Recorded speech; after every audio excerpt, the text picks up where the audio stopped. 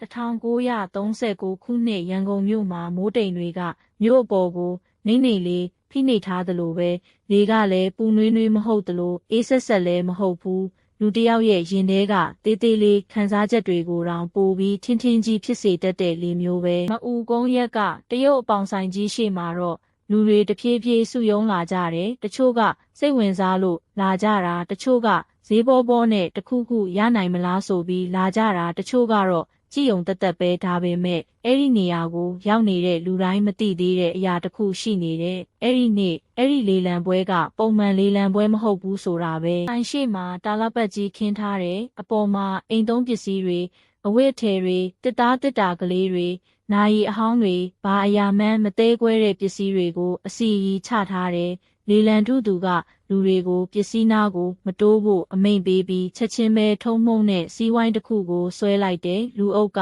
အဲ့ဒီစီးဝိုင်းအပြင်ဘက်မှာတိုးဝေးရက်နေကြတယ်အဲ့ဒီအချိန်မှာတရုတ်လူကြီးတယောက်စပွဲဘေးကိုဝင်လာတယ်ကိုလုံးကဝါဖိုင်းမျက်နာကတီတီငိမ့်မျက်လုံးထဲမှာတော့ငွေတွက်နေတဲ့အရေးတစ်ခုရှိနေသလိုပဲသူကပေသီးတစ်ခုကိုစပွဲပေါ်တင်လိုက်တယ်လေလံထုသူကနာယီကိုကြည့်ပြီးမောင်းကိုထုလိုက်တယ်အဲ့ဒီမောင်းတန်ကတစ်မျိုးလုံးကိုမကြားနိုင်ပေမဲ့စီးဝိုင်းတွေကလူတွေရဲ့ရင်ထဲကိုတော့တန်းတန်းမမတ်ဝင်သွားတယ်ပြီးတော့လေလံထုသူကကြဲလောင်ကြေညာလိုက်တယ်ဟောဒီမှာချထားတဲ့ပစ္စည်းတွေအားလုံးဟာမအူကုန်းအပေါင်ဆိုင်ရဲ့ပစ္စည်းတွေဖြစ်တယ်အခုလေလံပစ်မယ်ပစ္စည်းရဲ့တန်ဖိုးအစ်စ်ကိုလေလံမှာပဲသိရမယ်လူအုပ်ထဲကမျက်လုံးတွေတောက်ပသွားတယ်တချို့ကစိတ်ဝင်စားမှုကြောင့်တချို့ကအခွင့်အရေးရမလားဆိုတဲ့မျှော်လင့်ချက်ကြောင့်တချို့ကတော့အမြန်အမျက်တင်ခြင်းနဲ့စိတ်ကြောင့်ဖြစ်တယ်ပထမဆုံးထွက်လာတဲ့ပစ္စည်းကပိုးလုံးကြီးတစ်ထည်အယောင်လှတယ်အထည်နူးညံ့တယ်အနားသက်လဲသေးသက်တယ်ဟောတာရွှေတောင်ပိုးအစ်စ်ပဲကြမ်းကင်းစေး6ချက်လေလံထုသူက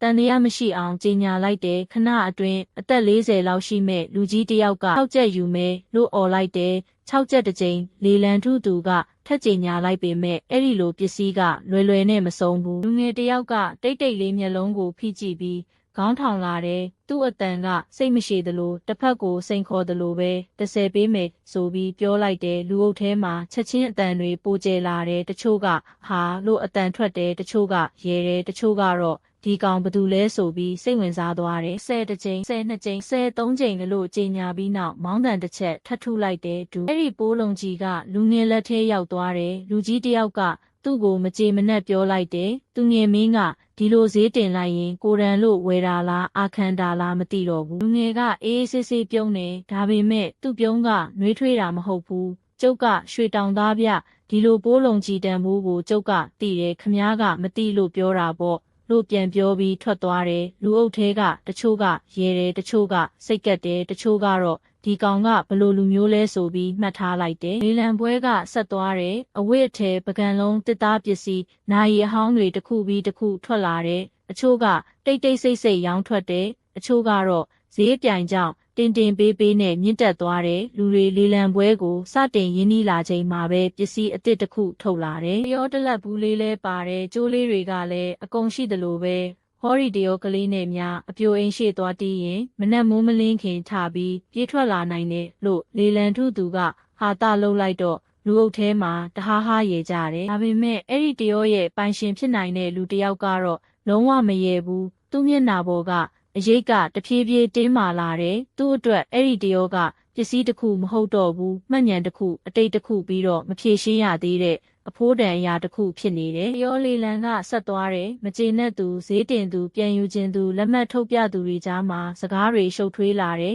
ဒါပေမဲ့လေလံထုသူကဘယ်တော့မှမလျှော့ဘူးဟာသာကောင်းစကားကောင်းနဲ့လူအုပ်ကိုထိန်းထားတယ်အဲ့ဒီနေ့မှာပဲလေလံပွဲရဲ့အလဲဘဟိုကိုရောက်လာတဲ့အရာတစ်ခုရှိတယ်တစ်သားဘူးကလေးတစ်ခုအပြင်ကကြည့်ရင်မထင်ရှားဘူးအဟောင်းနှံ့တောင်နည်းနည်းထွက်နေသလိုပဲဘူးကိုဖွင့်လိုက်တဲ့အချိန်အထဲကနေကြောက်နဲ့တုံးကလေးတုံးပေါ်လာတယ်။ရောင်ကနှက်ပြီးတိတ်ဆိတ်တယ်မီးသွေးလိုမဟုတ်ဘူး။ညမှောင်လိုမဟုတ်ဘူး။အဲ့ဒီထက်ပိုနဲ့တဲ့အရာမျိုးကြောက်ပေါ်မှာတော့နှက်ရုပ်ငွေရုပ်ခွေးရုပ်စတဲ့အယုတ်စာတွေထွင်းထားတယ်။လူအုပ်ထဲကအများစုကမတိကြဘူး။ဒါပါလဲအတုံးတယ်လားအလှဆင်ပစ္စည်းလားအောက်လန်းပစ္စည်းလားဆိုတဲ့တန်တရားတန်တွေထွက်လာတယ်။လေလံထုသူကအေးဆေးပြောတယ်။ဟောဒီကြောက်နဲ့တုံးကလေးကဘာမှန်းတောင်မသိဘူး။အပေါင်ဆိုင်ကဘာအဓိပ္ပာယ်နဲ့လက်ခံခဲ့တယ်လဲမသိဘူး အဲ့ဒါလေးကိုလေလံပစ်မယ်။အကြက်တစ်ကြိမ်လို့ကြေညာလိုက်တော့ဆဆချင်းမှာလူတွေတိတ်သွားတယ်။ဘာမှမသိတဲ့ပစ္စည်းကိုဘသူကဝယ်မလဲ။တဲ့နဲ့မဟူရာကြောက်တုံးကလေးရဲ့အရေးဒါပေမဲ့တိတ်ဆိတ်မှုက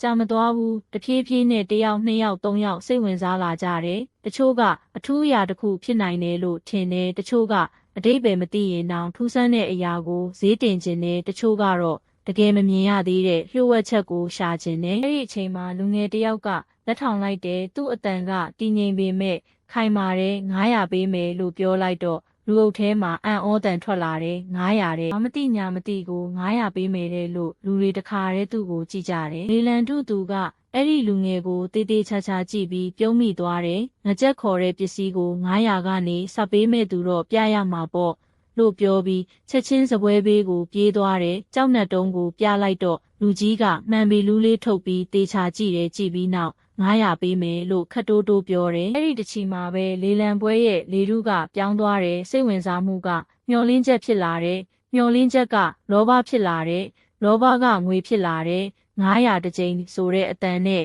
မောင်းထုတန်ကတဖန်မြင့်တက်လာတယ်အဲ့ဒီအချိန်မှာစစ်လိတ်ကိုကင်ထားတဲ့လူငယ်တယောက်ကဝင်អော်တယ်9000ပေးတယ်လူအုပ်ထဲကအတန်တွေတခါတည်းတုံလှုပ်သွားတယ်အမေလေးဒီကောင်ဘဲကလည်း9000နဲ့လို့အံ့ဩတန်တွေထွက်လာတယ်သူကလူငယ်စီပြေးသွားပြီးမေးတယ်ဒီပစ္စည်းလေးကိုဘာထင်လို့9000ပေးရတာလဲလူငယ်ကပြုံးပြုံးလေးပြန်ပြောတယ်ဘာထင်လို့မှမပေးတာဗျာတုတ်ထိုးလို့ပေးတာပဲတခဏအတွင်းမှာလူအုပ်ကဟားခနဲ့ရေမောသွားတယ်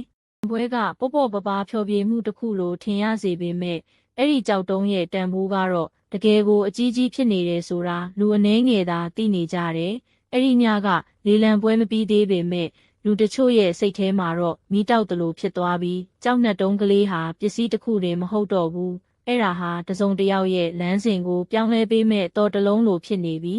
အဲ့ဒီတော့ကိုပထမဆုံးလက်မလွတ်ချင်သူကတော့မောင်ဖိုးတာပဲဖြစ်တယ်